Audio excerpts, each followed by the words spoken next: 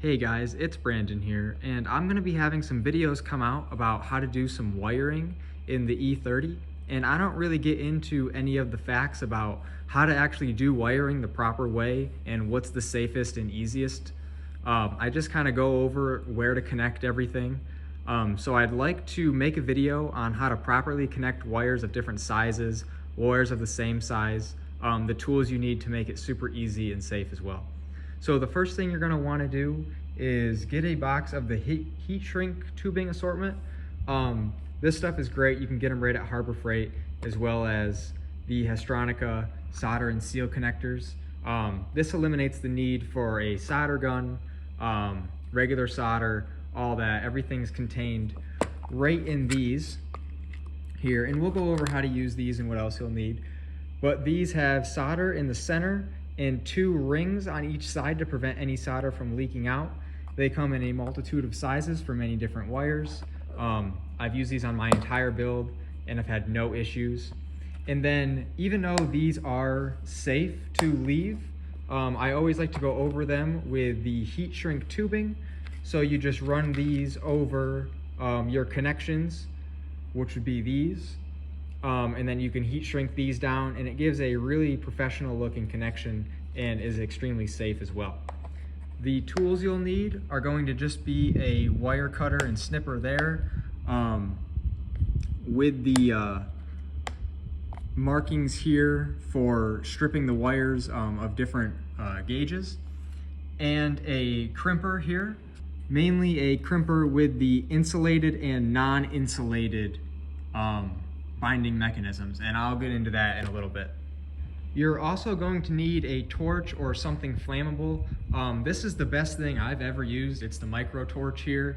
It's just so stable and easy to do all of the connections with. But I've also used just regular lighters and like candle lighters and stuff like that. Pretty much anything works. But I definitely pick up one of these if you can. They just make everything so much easier. So the first thing I'm going to do is show how to bond up 2 of the same gauge wire. This is 12 gauge here. In my opinion, it's the easiest to work with. Very thick, very malleable.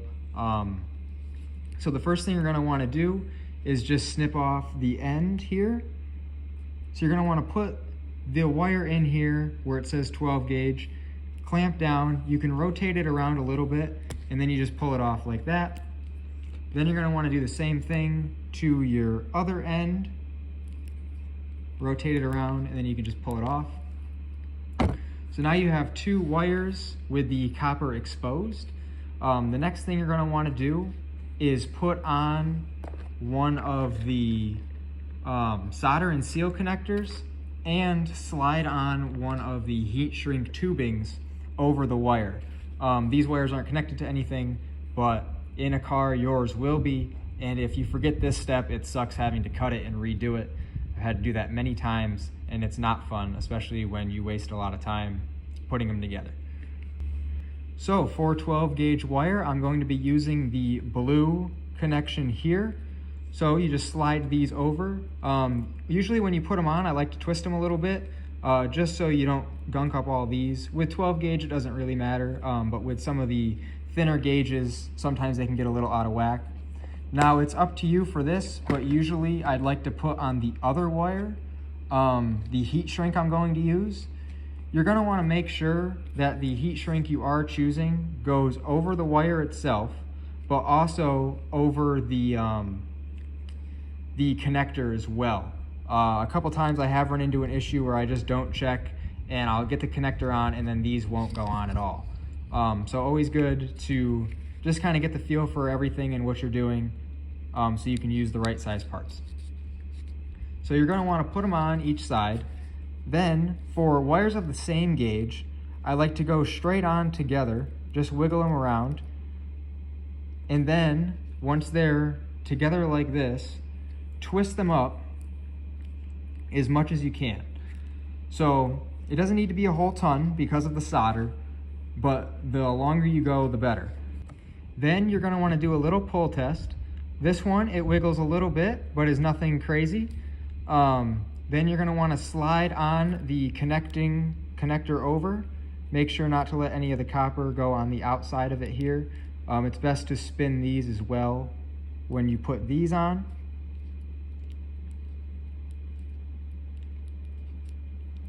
And you're going to want to line the solder connector point up right in the middle there. So just like that. Next, you're going to want to go through, get your torch out. I'll be doing this off screen here. And just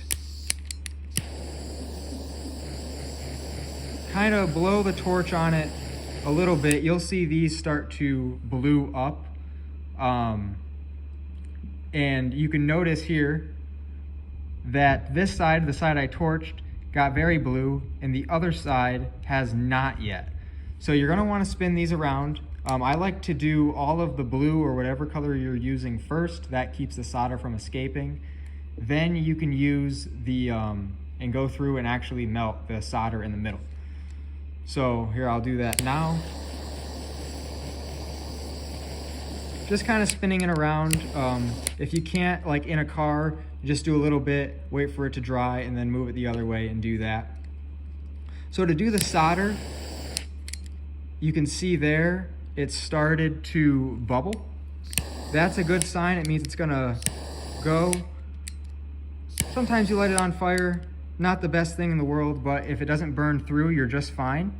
So here, if I can get it to focus, there is a little bit of solder that's come through the side here. It's still in the casing. That's what I always like to look for. That means there's gonna be a really nice, strong connection. And you wanna do that for most of the edge there. Just kind of slowly whittling around it, trying not to burn it as best you can, and just getting that solder to peek out. So the method I like to use is turning the torch on and off a lot. And you can see here still on this side, a lot of the solder has come out. And down over here as well, I've had some solder come out. So this is looking pretty good. And there's also kind of a greenish tint to this now. That's what I've found makes it actually adhere the best. That's how you know it can't really take any more heat. So anymore, you're risking just burning it up right through the pad. Now, it's not the end of the world if you do burn through it. You could always cut and restart, or because you do have your sheathing on, as long as it'll cover everything, that will be safe as well. And then if you want to be extra safe, you could also electrical tape around that.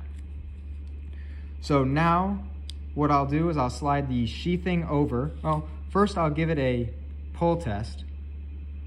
And you can see that's not going anywhere. It's still a little hot as well, not even fully dried. So that's real good.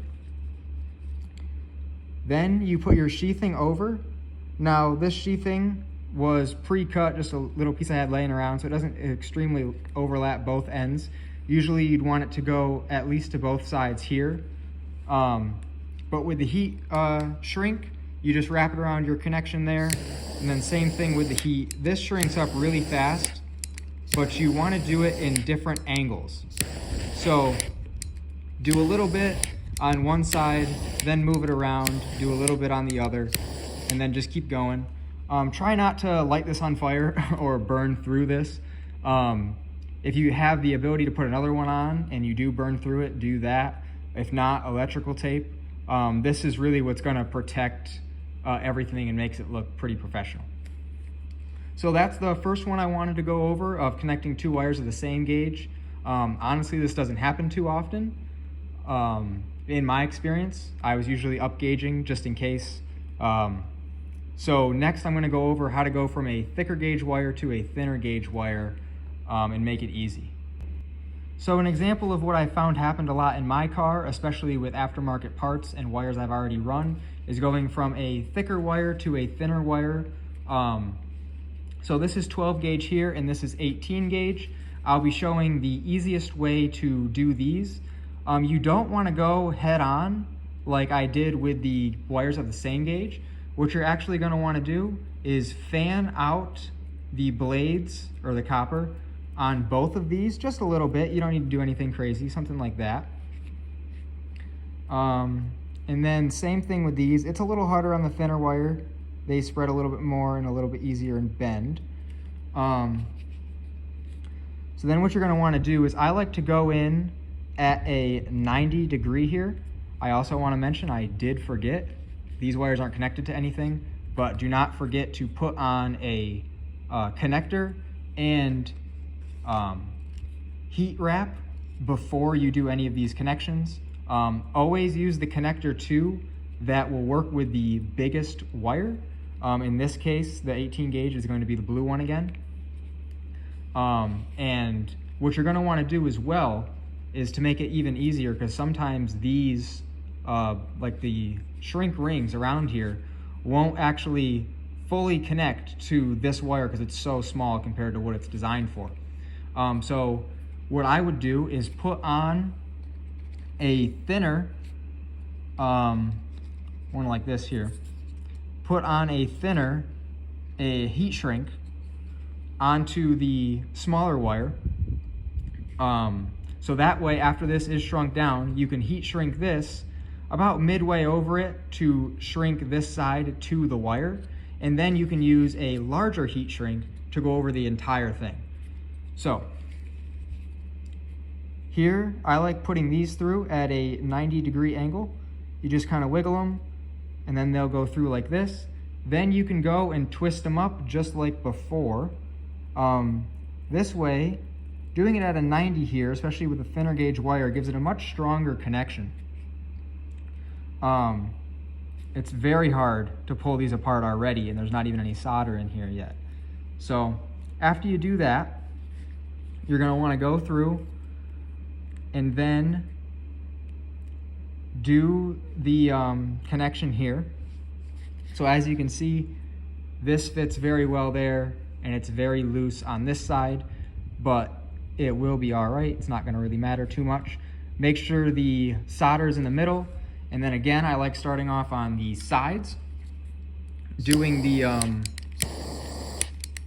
shrinking to protect the solder from escaping the best. I've actually never had any solder escape, so it's not the largest issue. So this, you can see it's still a little ballooned out. It did shrink up pretty good, which is a great case scenario for this. But even if it doesn't, just get it close, kind of like this, how it's a little ballooned. Shrink it as much as possible, and then we will put on the shrink wrap over.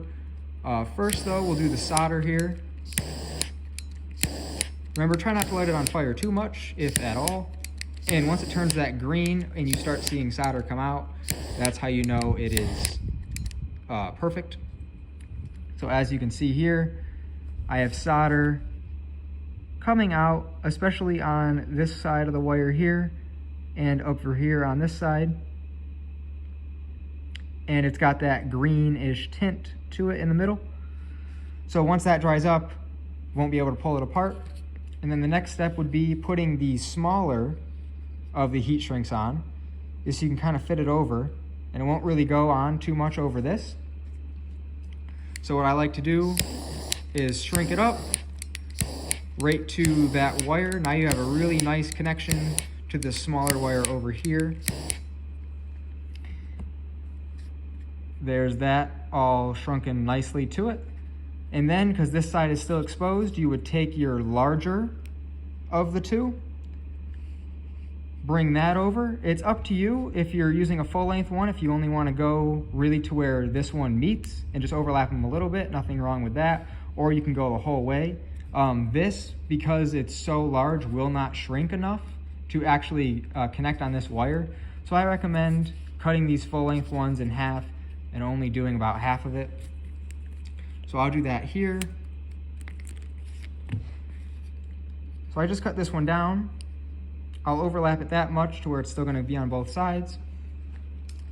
Then just do some of the heat shrink like this. You'll see it all shrink up very nicely.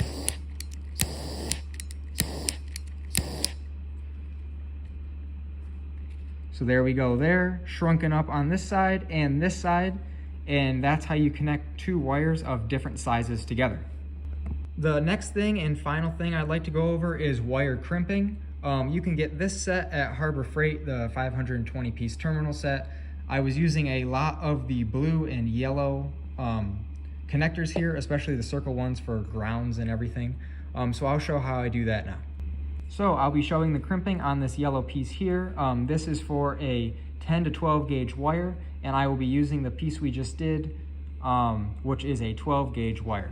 So the first thing you're going to want to do, again, is just snip off the end. Now, when using a connection that is the correct for the wire here, you just cut off a small amount, and I like to twist it up. And then what I like to do is actually remove the plastic caps by using the insulated, so just the flat parts, in the wire crimper. Press them down a little bit, and you just walk around the circle while continually pressing it down in different spots.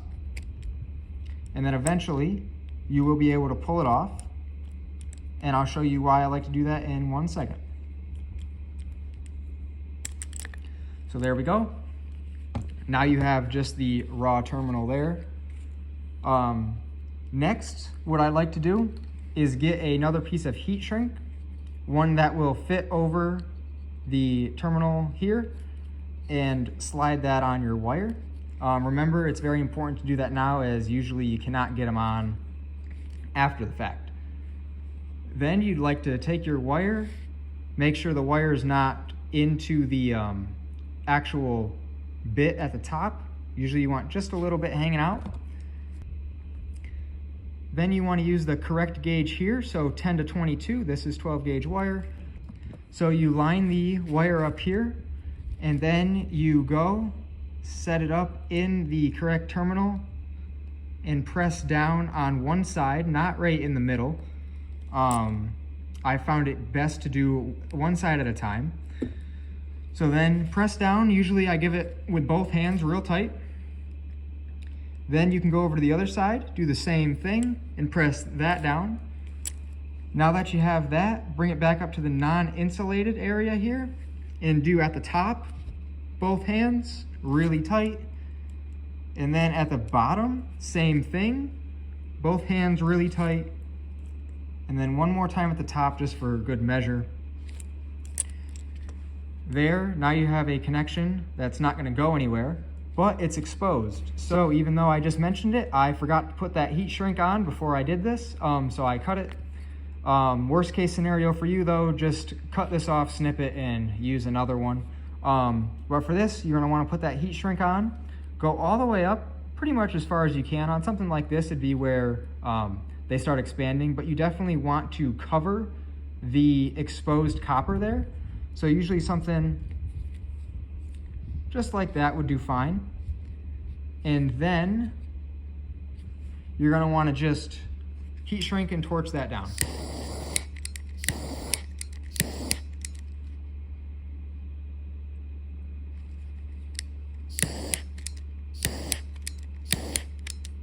So as you can see, as I'm torching it, it gets very restrictive, and you can actually see where the connection was and how the top is all covered up. This is a safe connection, and that's how I've been doing all mine on my cars. So the final thing I'd like to go over is a big connection, but with a small wire. So usually what I do in this scenario is, instead of just taking off a little bit at the top here, I'd actually take about double or triple what I usually do, probably about to right there. Strip that off so you have a lot of copper exposed. The next step would be to remove, again, the plastic sheathing around this. And the only reason I remove this is so the once you actually crimp these down, if you leave the plastic sheathing on, sometimes they can move and they fall off anyway, and now you can't get your heat shield on. So with using the heat shield, I find it better to just remove it. So with these, this wire is so small that you can't get a good crimp on here. So what I like to do is, that's why I cut so much of the copper down, fold the wire over itself, and create a stronger and thicker piece. So now it goes in there, fits pretty tight. It really could go a little bit more, but this should be fine. So we'll put that in.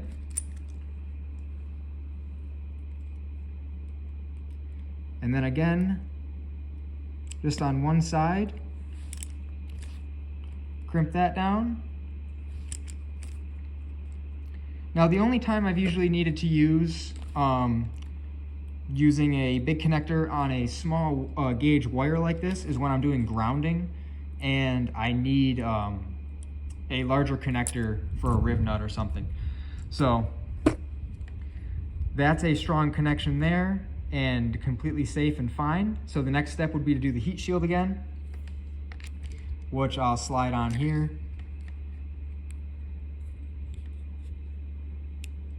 Go all the way up to cover the exposed wire.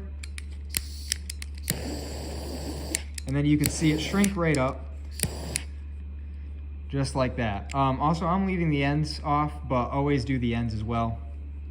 And remember to do the heat shrink that best encapsulates the wire. So guys, I think that'll be everything for this video. Watch out for some of my videos in the future about doing wiring on my E30 project car. In those videos, I do gloss over how to do this specific wiring, just assuming you know how to do the connections. So I just figured I'd like to make this video to show anybody who doesn't know what to do, just how I've been doing it and what's been working for me. If you have any questions or tips and tricks, please leave them in the comments, and thank you for watching.